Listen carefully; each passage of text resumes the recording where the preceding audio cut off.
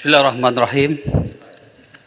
Yang berhormat Tan Sri Yang Ketua, berhormat Lubuk Antu, Kementerian Dalam Negeri melalui Jabatan Imigresen Malaysia sentiasa meneliti dan melaksana kerja-kerja pengubahsuaian serta penambahbaikan secara berperingkat di kesemua pintu masuk antarabangsa. Bagi tahun 2023, Kementerian Dalam Negeri telah memperuntukkan sejumlah 54.6 juta untuk perolehan perkhidmatan sewaan kamera lita tertutup CCTV bagi tempoh 3 tahun di 83 pintu masuk antarabangsa. Jumlah ini meliputi perolehan bagi pakej Menanjung Malaysia sebanyak 36.3 juta serta pakej Sabah dan Sarawak yang meliputi kompleks ICQS Lubuk Antu sebanyak 18.3 juta.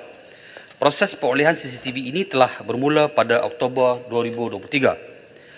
Pemasangan CCTV adalah penting dan kritikal untuk pemantauan keselamatan bagi semua ICQS selaras dengan status kompleks ICQS sebagai kawasan larangan seperti yang diperuntukkan di bawah Akta Kawasan Larangan dan Tempat Larangan 1959. CCTV akan meningkatkan tahap kawalan keselamatan dari mana-mana penceroboh yang tidak diingini, di samping mengawasi keselamatan pengembara yang menggunakan pintu masuk negara.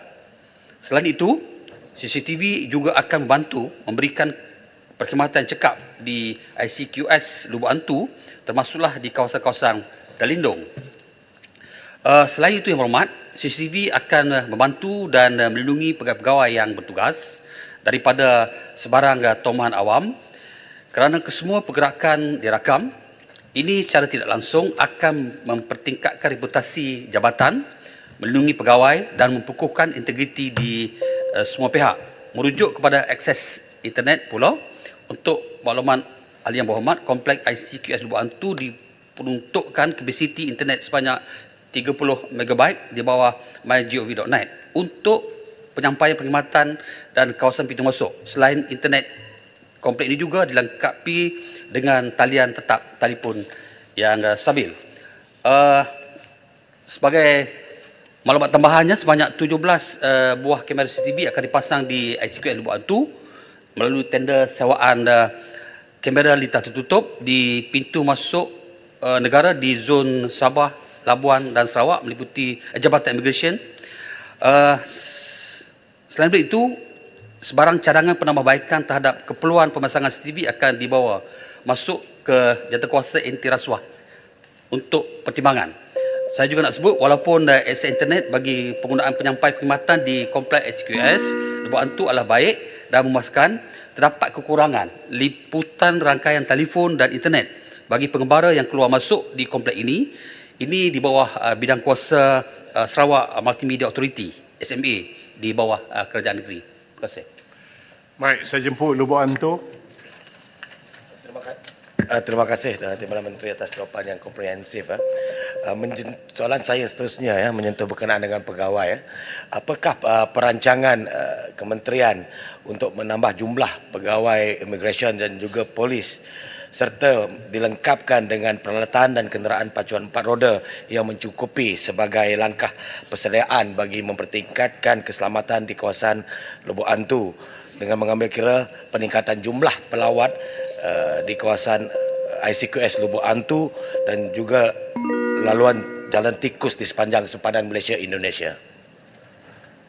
Silakan Menteri. Terima kasih Tan Sri, terima kasih sahabat saya yang berhormat Lubuk Antu. Dari masa ke semasa, KDN melalui Jabatan Imigresen Malaysia sentiasa melihat perkembangan-perkembangan yang berlaku untuk keperluan pegawai. Buat masa ini, Jabatan Imigresen Malaysia telah menempatkan 12 orang pegawai di ICQS Lubuk Antu dan bilangan tersebut adalah mencukupi untuk menguruskan 5,500 purata pergerakan keluar masuk setiap bulan. Bagi tempoh 1 Januari hingga 15 November 2023, pergerakan keluar masuk di ICQS Lubuk Antu yang direkodkan adalah seramai 62,159 orang. Kementerian Dalam Negeri sedar bahawa bilangan pegawai sedia ada perlu dipertingkatkan apabila Ibu Negara Indonesia di Nusantara mula beroperasi dan Jabatan Imigresen Malaysia sememangnya sentiasa menjalankan kajian penjawatan bagi memastikan keperluan pegawai mencukupi dalam menjaga keselamatan pintu-pintu masuk utama negara.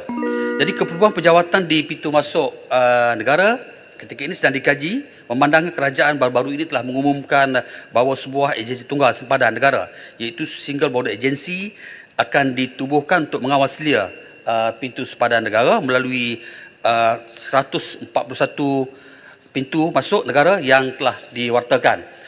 Perkara ini kita memerlukan perjuangan lanjut dengan pemegang taruh antara Jabatan Perkhidmatan Awam. Terima kasih. Saya jemput Tebrau. Terima kasih Tan Sri Speaker. Seperti yang sedia maklum, ada hampir 300,000 orang yang tiap-tiap hari criss-cross causeway di Johor Bahru.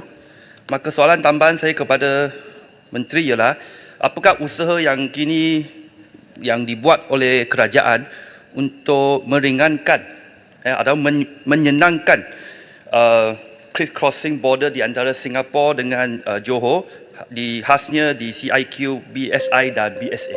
Terima kasih. Sila Menteri. Sebagaimana yang kita sedia maklum, pintu masuk kita di Johor merupakan antara pintu masuk yang tersibuk di dunia. Memandangkan dengan keadaan demikian, memang kita punya jawatankuasa yang khusus untuk memperinci dan politik setiap isu-isu di kawasan berkenaan. Secara berkala, kita memang mengadakan mesyuarat-mesyuarat dan memang dari masa ke semasa kita sentiasa meningkatkan dari segi kemudahan, dari segi peralatan dan juga keperluan bagi memastikan pintu masuk berkenaan lancar dan ia mampu untuk menjaga imej negara. Terima kasih.